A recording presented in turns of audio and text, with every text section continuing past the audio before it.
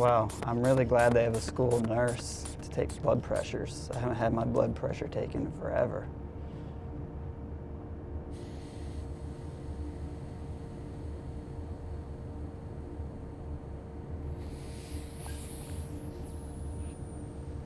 Okay.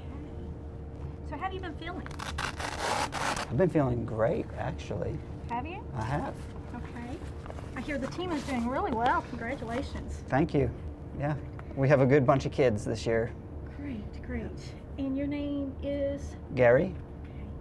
Okay, Gary. We are able to provide the Care Collaborative to our staff here, and with that, you're going to get this educational counter card. Okay. It's a card that you can keep in your wallet and bring back every time to me, and we'll go over it each time. You can fill out all the information in it, or we can just do the blood pressure. It's up to you, okay? Mm-hmm. But I want to tell you today, your blood pressure reading is 142/82. Can you show me where you fall? Well, according to this grid, I fall in the high category. Yes, you do. In the red, correct? That's correct. Okay, let me write that in for you.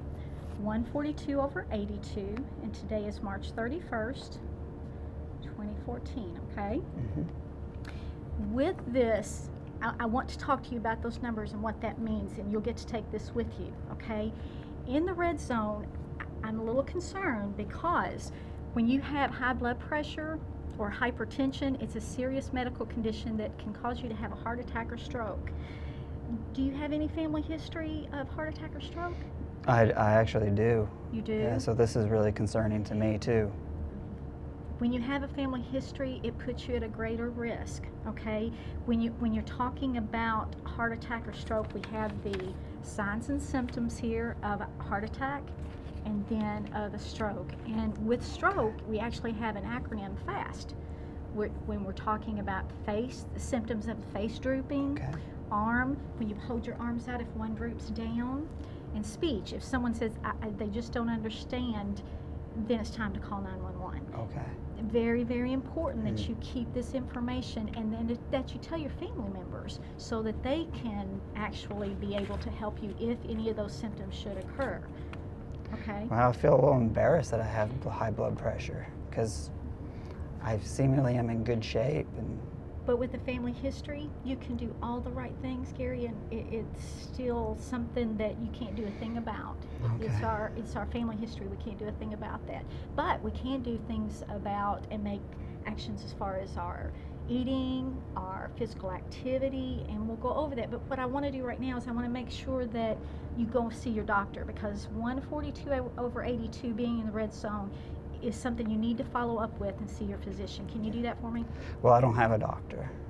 Okay, the local health department has made arrangements for anyone that doesn't have a physician that falls in that red zone that they can go see their doctor at the local federally qualified health center, okay? Okay. This is the doctor's name, and you can call and make arrangements to see them, okay? I will. Great. Yeah, thank you. While we're talking about that, I'm going to give you your card. I want you to tell me, are you getting a lot of physical activity, or? Well, if you consider running around and being busy physical activity, yes, but most of the time it's either coaching the kids or I'm on the road in my car. Right. So there's a lot of sitting too. Really, you need about 30 minutes a day of physical activity, and when I talk about physical activity, walking, jogging, something that gets your heart rate going. I know you said you're busy, maybe parking farther away from where one of your stops are and then walking up there. Maybe when you get home, you can take the dog for a walk. Something that brings that heart rate up and gives your body a little bit of activity versus just sitting in the car.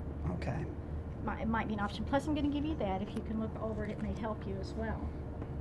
What about eating? When you're running around like that, a lot of fast food? A lot of fast food. It's just the nature of my schedule. And it's nature of our world, unfortunately. What I want you to do, though, is think about what you're picking. I know many places now have the calories up there. You can look at that. The salt content is an issue when you have high blood pressure, especially with a family history. It makes your blood a little thicker, makes it harder for your body to do what it needs to do. Okay. So when you're thinking about buying things at going through the drive-through. Try to stay away from those French fries. Try to pick baked potatoes. Try to stay away from the desserts and maybe pick the parfait or the yogurt. Look at the calorie content. Not all have salt content, but try to read up on that. And I'm going to give you this to do that so that you can see there's hidden salt in a lot of things. Even our bread has hidden salt that we're not Wow. aware of. Okay. Thank you. This is a good little sheet.